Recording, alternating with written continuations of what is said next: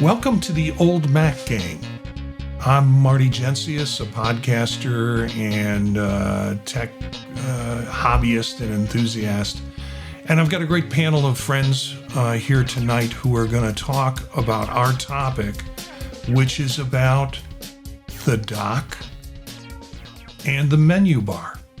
So, two places on your computer where you really want to take care of the real estate there and not overcrowd it so much that it's a problem for you. So we've got some suggestions, we've got some links, and we're each going to talk a little bit about how we use both the dock and the menu bar, the top and the bottom of most of our screens.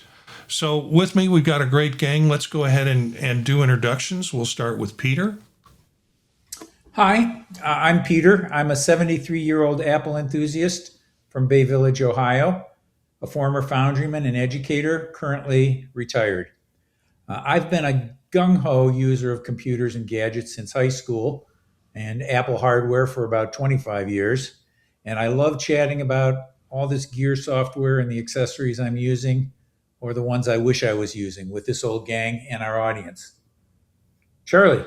Hi, this is Charlie Lindahl from Houston, Texas, and I've been retired for a year and a half from Texas A&M. Very happy to be retired, and I've been using Macs ever since the first ones, 1984, and ever since. And I love talking about Apple stuff on the Old Mac Gang. Hey, good evening. I'm Chris. I'm a newly 79-year-old retiree here in Tucson, Arizona. Peter was reminding me tonight, I think I saw my first computers when I was working in a bank job, and the fellows, this was circa 1973. It was some sort of IBM system with those monster boxes. And I'm thinking to myself, someday I want one of those, but I want it at home. And well, my dream came true in 1984. Started with an Apple IIe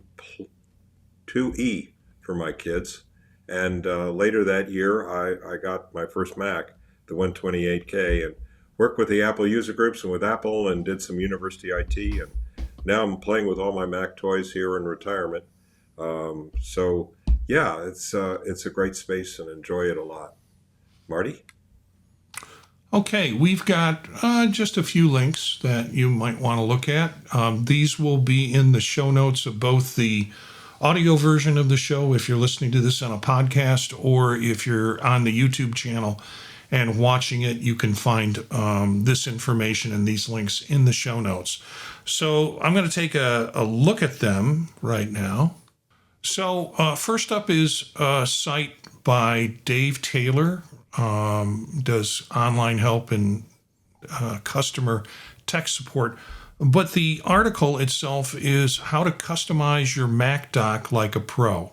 And it has some really good things about basics and then attempts of using folders and different ways that you can put these together with dock settings.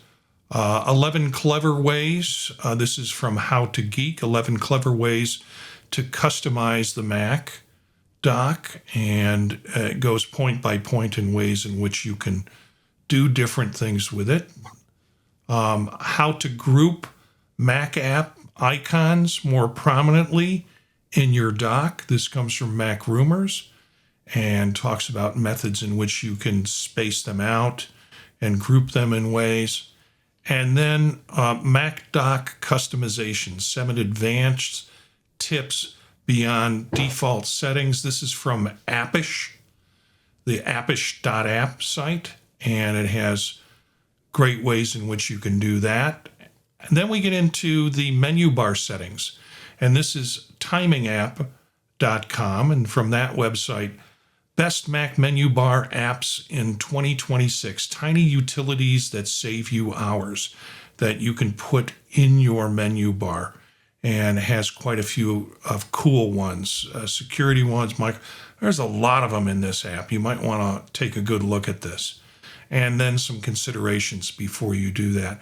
One of the larger apps that people use is Bartender.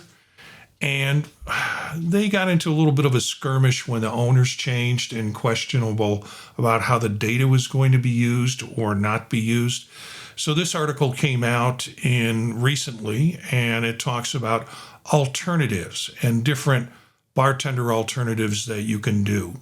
Still talking about Bartender 5 and a hidden bar, dozer, one switch, vanilla, and there are other ones I think we're going to talk about tonight as part of our discussion. And then this is the 7 best free and paid bartender alternatives for Max in 2006, and goes into some options just like the previous article in ways like thaw and different. It gives you the setup for all of these if you want to do it. Ice is another one that people use. So all these links available in the show notes of the YouTube version, the video version of this, and also in the podcast. So if you're listening to us, come back and look in the show notes and check out some of these links that are in there that you might want to get involved in. So let's go to the team, and let's start off with the first question. Walk us through your dock right now. How many icons? What's in there? Does it actually match how you use your Mac, or is it just the way you set it up? And we'll start with Peter.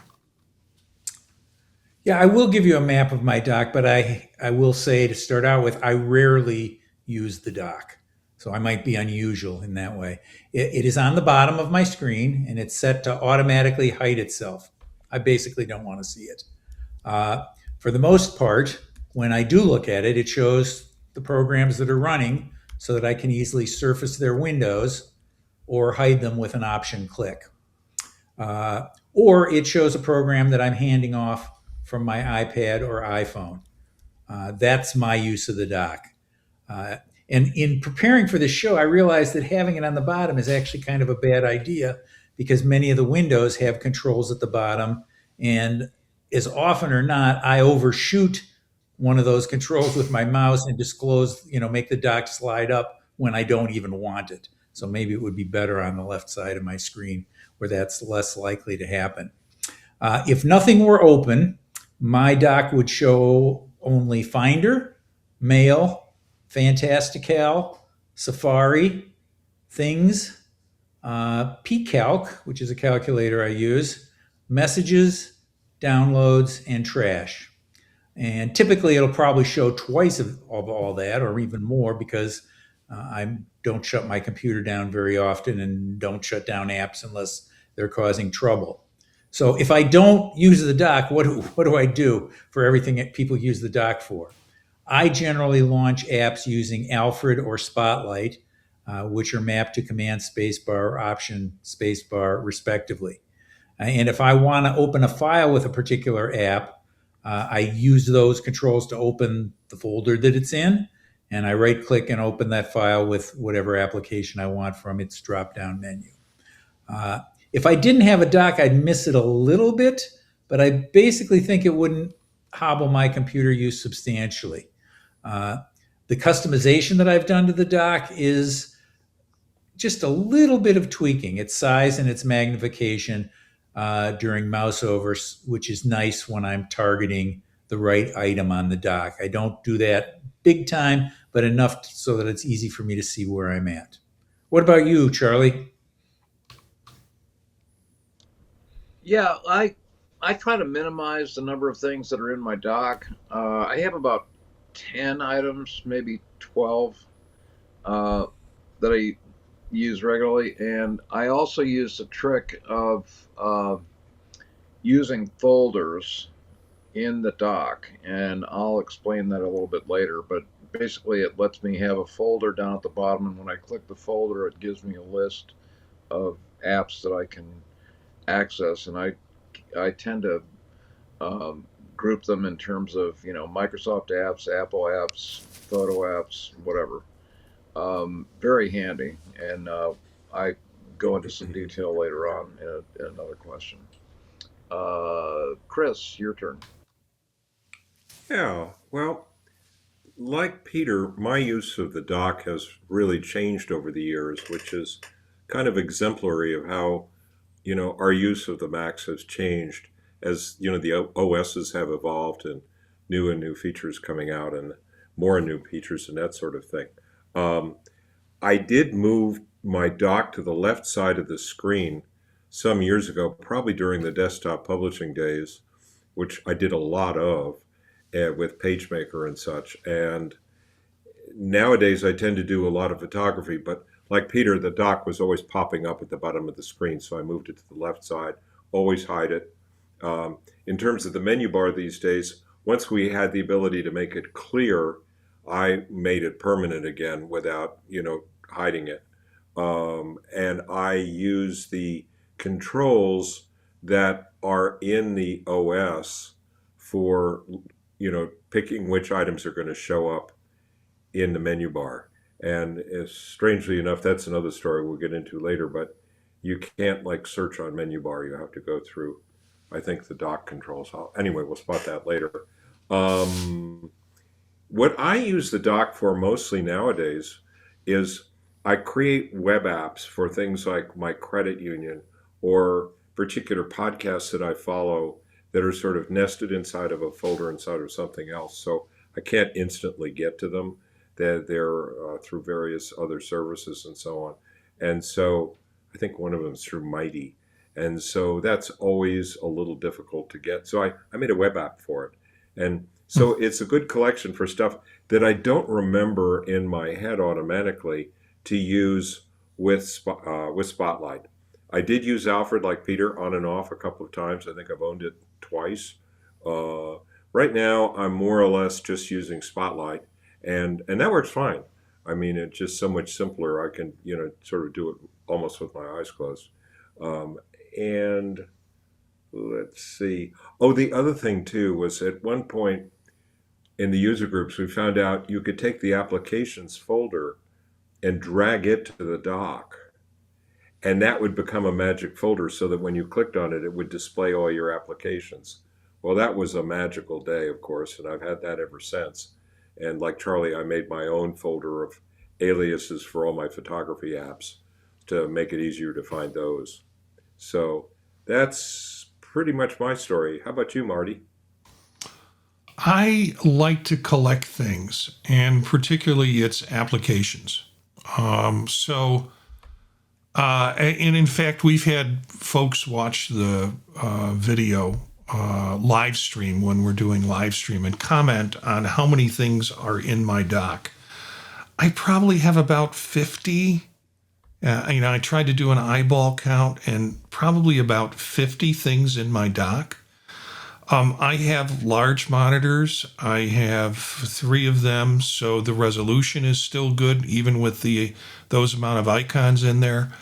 I have never attempted to do a dock on the left or the right side of the screen. It's always been at the bottom, and it's always present. I don't like the pop-up, pop-down stuff, because I know from muscle movement where I need to go or where I think I need to go to approximately activate an app. Now, with the change in Tahoe and the new use and improvement in terms of Spotlight, I'm finding myself using Spotlight a little bit more. I've been an owner of Alfred and keep forgetting it's there. I keep moving my mouse to the apps in the dock instead of using Alfred. So to give you an idea what's in my dock, I do group them, and this has been consistent over the years, sort of in terms of this flow. So on the far left, I have the Finder systems, the Apps app. Then I have my browsers. So I'll have a Chrome, I'll have a Safari, I might have a Firefox app there. Then I have Outlook for my mail, and that's the mail that we use at the university. And then I have other emails, and I have other email clients, Mail Maven or Airmail, that I have those accounts under. So that app is there for that purpose. Um, and then from there, calendars. So I have Fantastical primarily is what I'm using. Sometimes I have the Apple calendar down there in addition to it. Then I have my messengers. So if I want to do some just on on my Mac sending messages out, I connect there. Then OmniFocus, which is what I'm using right now for task management. And that area of the dock will change on a whim. Sometimes things will be down there, but right now I'm trying to stick with OmniFocus as much as I can. And I have a section of AI apps. So I've got Claude, I've got ChatGPT, I've got Perplexity down there. Then from there, social media. So Slack, Discord, those kinds of apps. And then text apps, because I do some things where I just want to have text in text version. Then I have my MS Suite. So that includes things like Word. It'll include PowerPoint. It will include Excel as part of it. After that, Adobe apps, because I do a lot of production of the podcast in Adobe using Premiere and using Audition. And then I have other video apps and audio apps that I use for dealing with the audio with the show. Finally, at the far end, because you can make these little containers where you click on them and all the apps come up. And I think Charlie will talk about that, and we'll have some of that in the show notes. And I know it's in the links that we have. I put the complete Apple Creative Suite because there's 9 apps in there. I don't want to string them across the bottom. And this way I can click on that one icon, they pop up, and I can select the one that I want to use. So I do that in a stack. And all things come on and they're on for a while. Sometimes they drop off. If there's an app that I'm interested in and I want to have more access to, I'll stick it down there so I'll remember it. And then when I stop using it or I never used it or it doesn't work for me, then it comes out of the dock. So I deliberately go through them and deal with that. I don't do magnification. I don't do auto hide. They're always there for me to work with. So that's what my dock looks like. It's really crowded. And next time you're watching this show on YouTube and you see me go to the where I'm showing the websites, look at the bottom. You'll see how many apps are in my dock because that comes up on that. Since I've got 3 monitors, and they're kind of continuous. I don't want to. I can't use the side docking on them for that reason. So, second question is the menu bar is prime real estate at the top of every Mac screen. So we're going from the bottom to the top. How many icons do you have living up there on your machine, and when do you have a system for keeping it under control? We go to Peter again. Yeah, well, I have too many, far too many. And so if I don't use the dock, I certainly overuse the menu bar. But I'm a longstanding bartender user to make sure that only a few show at a given time, unless I click to show everything else. Bartender has started to get a little wonky in recent years, so I'm about to experiment with a competitor called Ice. Marty mentioned it, and also one called Melt to see if either of those works better. So my menu bar items that always are showing tend to be things that are system extensions or just kind of like dials that are monitoring part of how the system is performing.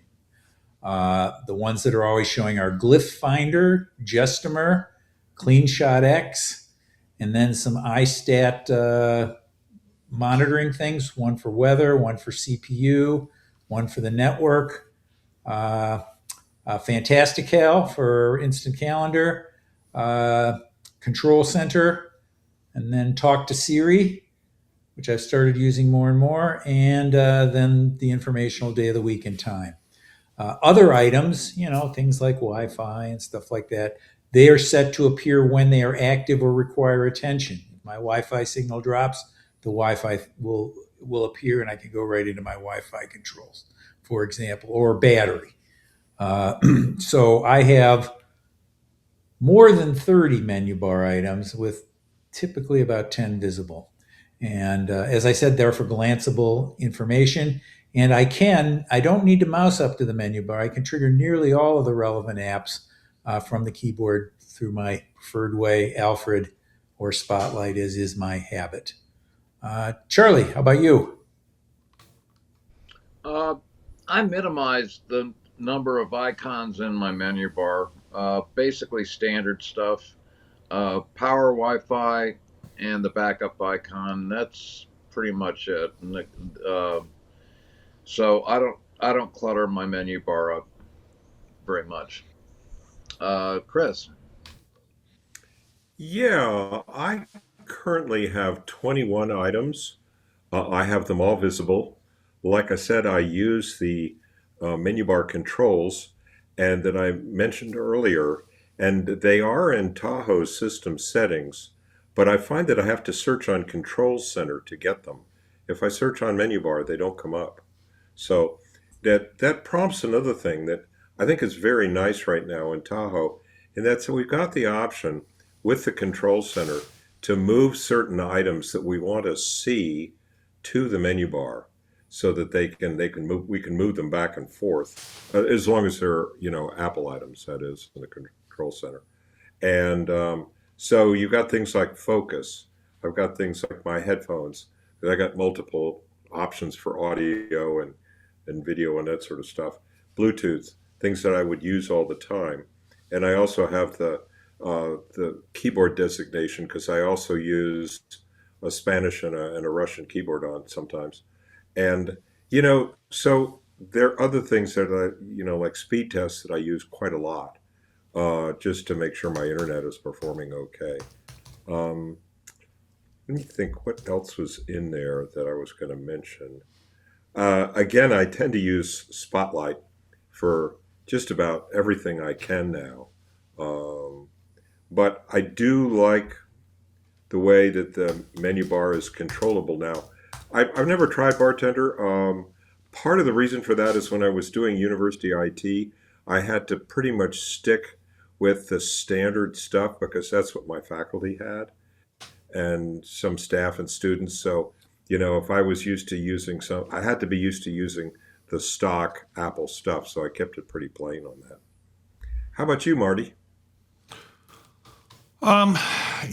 I my menu is ever changing. I can tell you what's in it right now. I've been back and forth with Bartender because of the issues based on previous data sharing. And then when I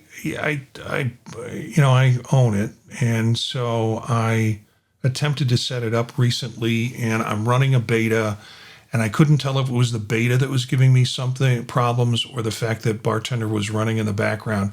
So I shut it off, and I don't miss it. Again, I'm much more of a mouse to motion kind of person, but currently in my menu bar, I have, and I'm going from right to left. So what's closest in the corner, of course, is Control Center, then Search or Spotlight. Zoom is up there. I could probably take it off of there because it doesn't do anything for me when I'm initiating Zoom meetings anyways. I have a Wi-Fi signal to let me know what's going on with Wi-Fi. I use SetApp, and so there's an access to SetApp up there that I can click on it and open up SetApp and get other apps or search for apps. Fantastical, like Peter, that's up in the dock. Then I have my Stream Deck.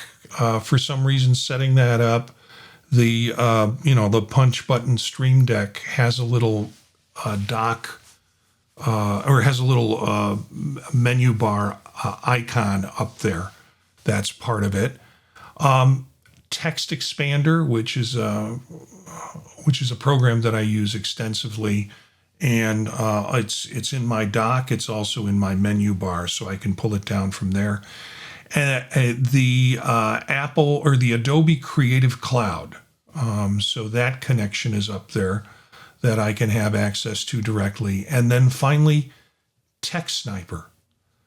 Text Sniper is that click on the menu icon, select a capture text, and then you just square that over anything, and graphics or Word documents, and it will pull that text out and put it into a clipboard. So I use that quite a bit in the work that I do. So that's what's on my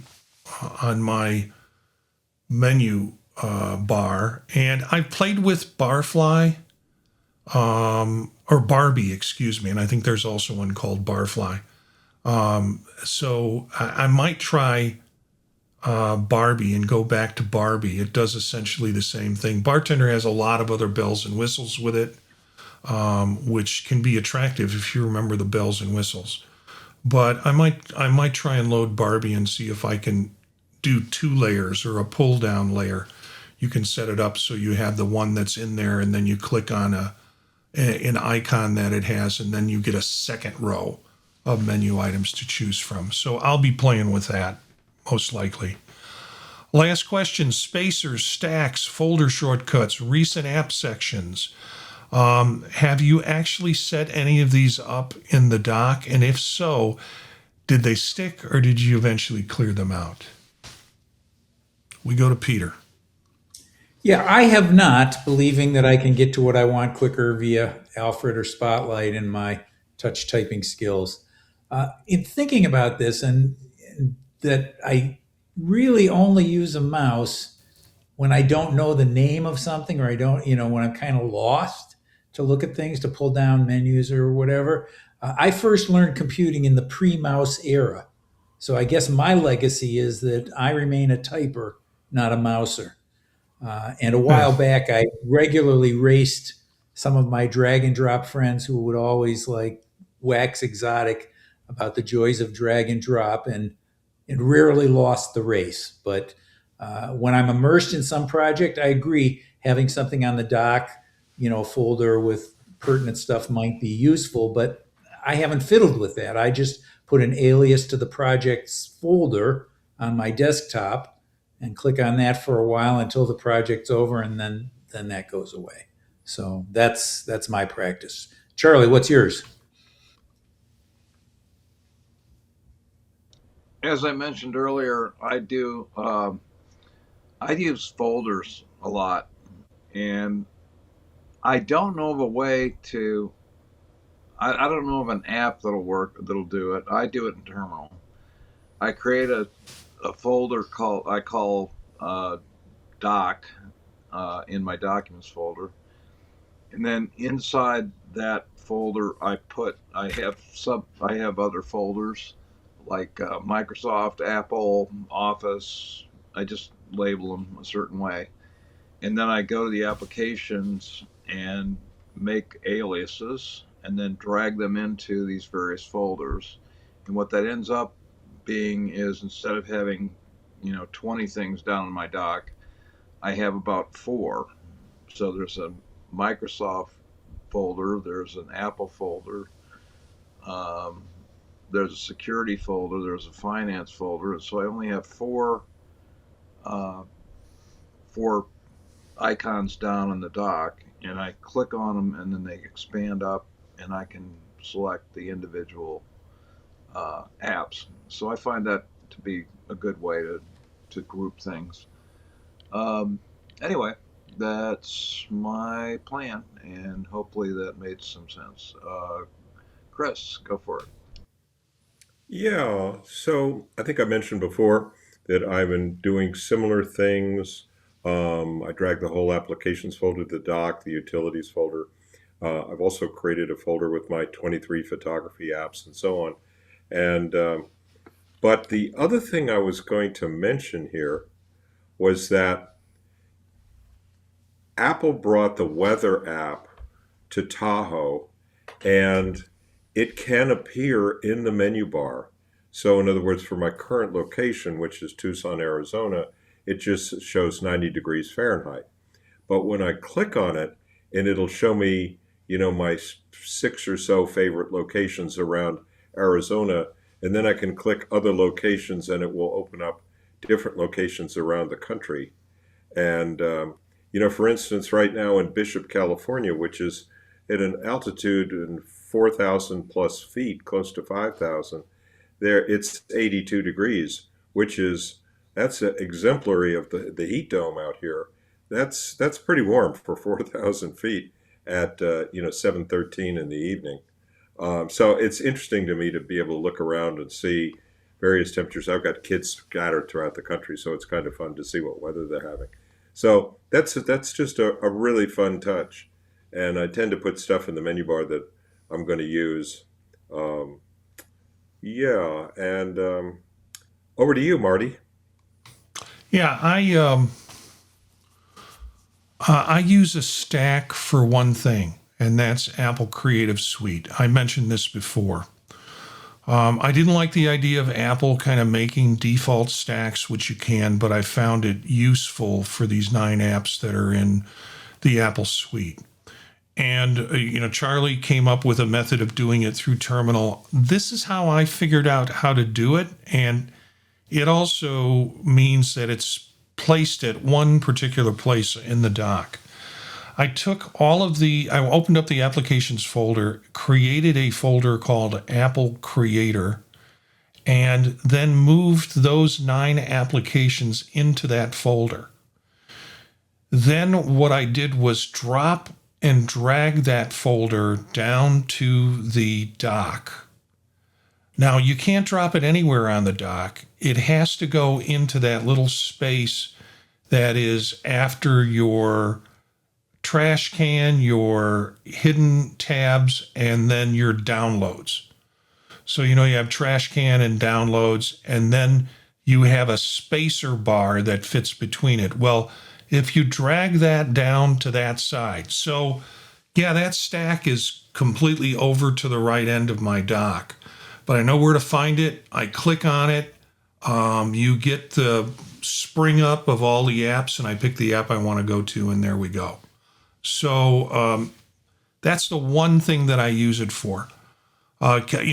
Peter's a keyboard guy. I respect that. I just have not ever switched over to it. Now, I started before that with keyboards too, but keyboard shortcuts and all of the things that we had to go through just became a mystery to me once I managed to get a mouse and found ways of doing it.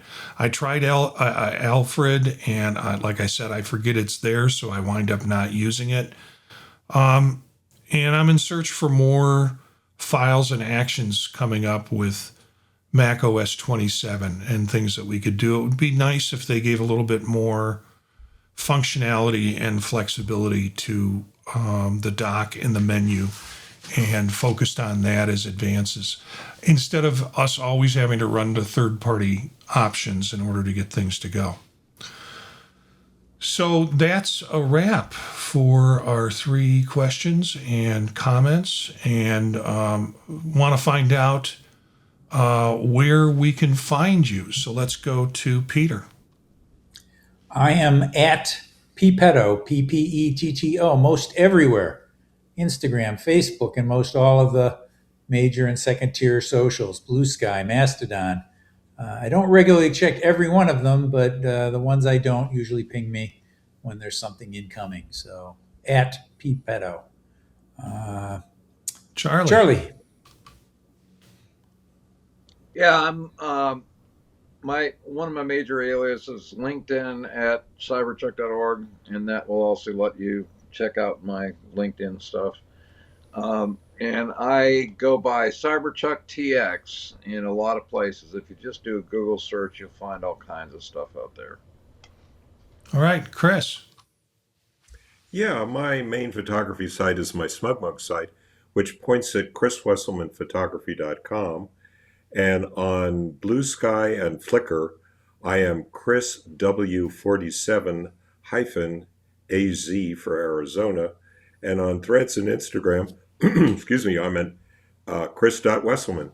So, Marty? Yeah, you can find me at Gencius, Jencius on Blue Sky or Mastodon. And I've got my nose in a lot of podcasts. I'm on other people's shows, and I'm producing my own, including this show with the Old Mac Gang. So check out thepodtalk.net. That website will connect you with other interesting tech and non-tech related podcasts that I'm producing and shows that I'm involved in. So that's a wrap for this show. And thank you guys for doing this.